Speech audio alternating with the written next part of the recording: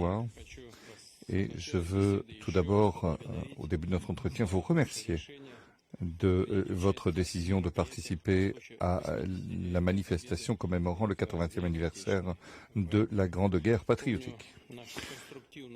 Je me souviens de notre entretien constructif de 2023, lorsque vous vous êtes rendu dans notre pays pour participer au sommet russo-africain de Saint-Pétersbourg.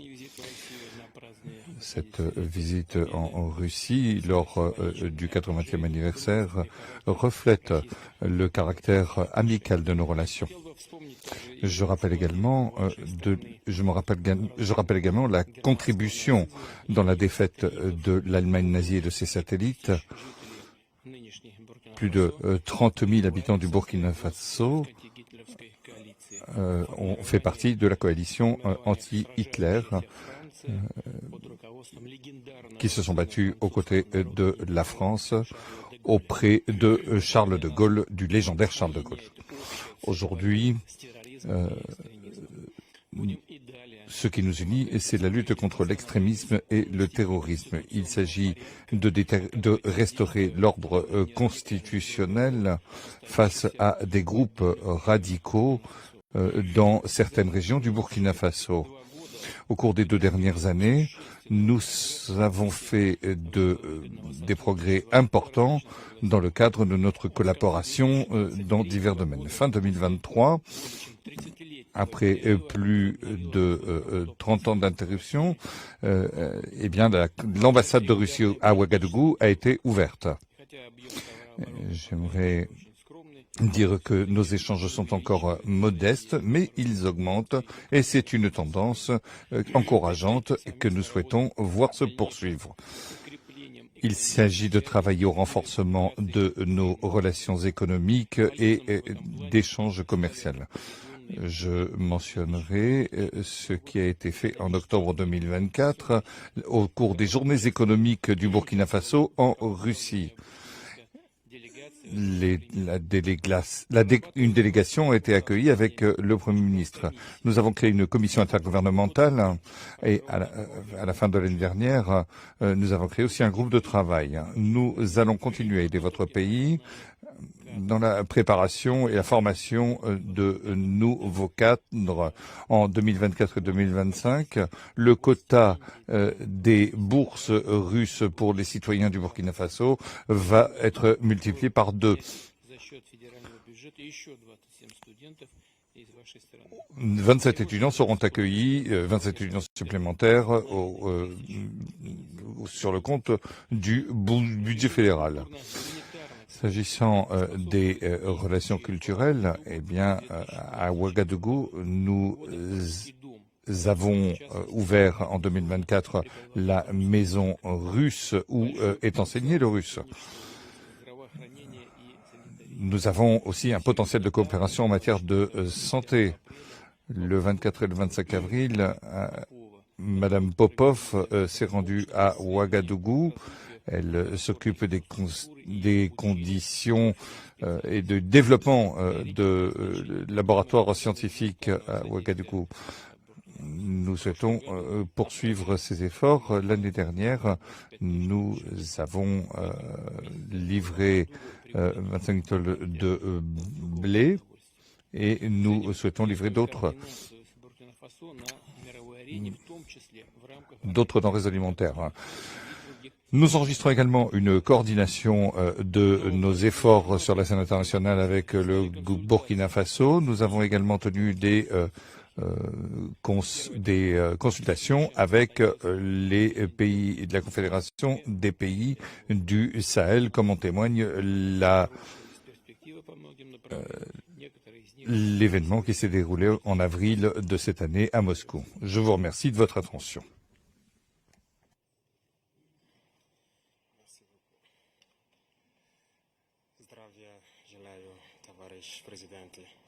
Camarade président, j'espère que je prononce bien. C'est un honneur d'être là donc à la célébration du 80e anniversaire de la victoire de la Grande Guerre. Et je tenais donc à vous féliciter et vous remercier donc pour cette invitation qui est un symbole pour nous.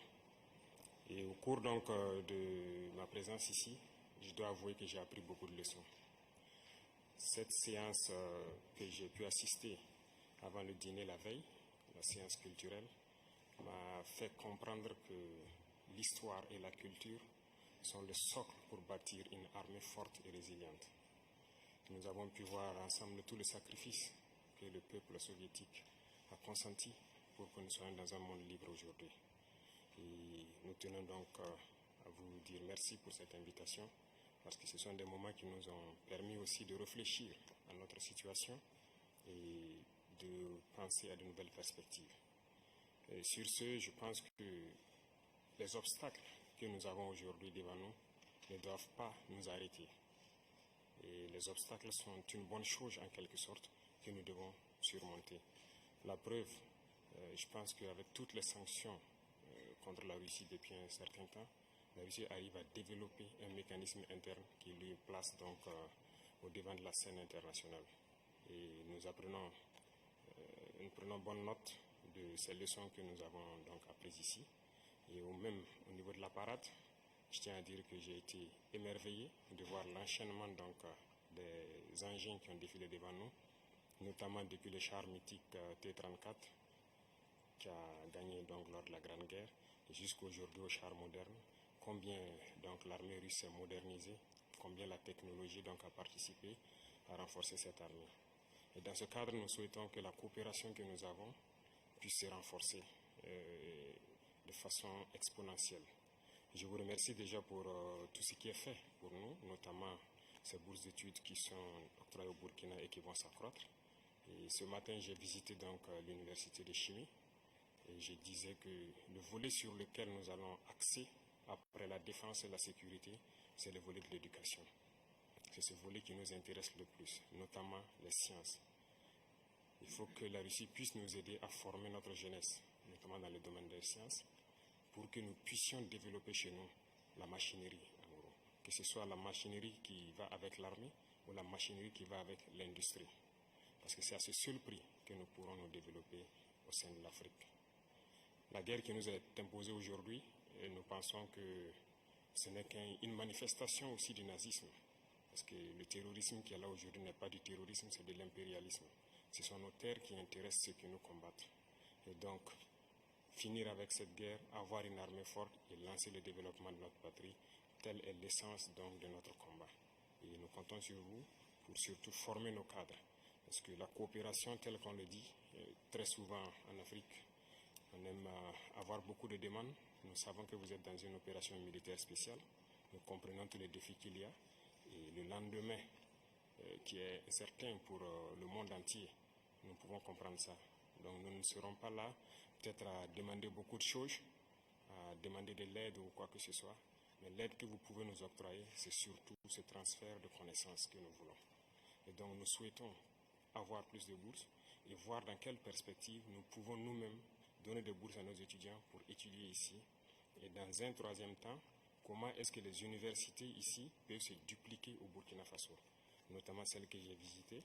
Et aussi, il y a beaucoup d'autres universités dans le domaine des sciences. Comment on peut les dupliquer au Burkina Faso avec tous les laboratoires nécessaires qu'il faut pour former de manière pratique nos jeunes et que nous puissions être donc au cœur de notre propre développement.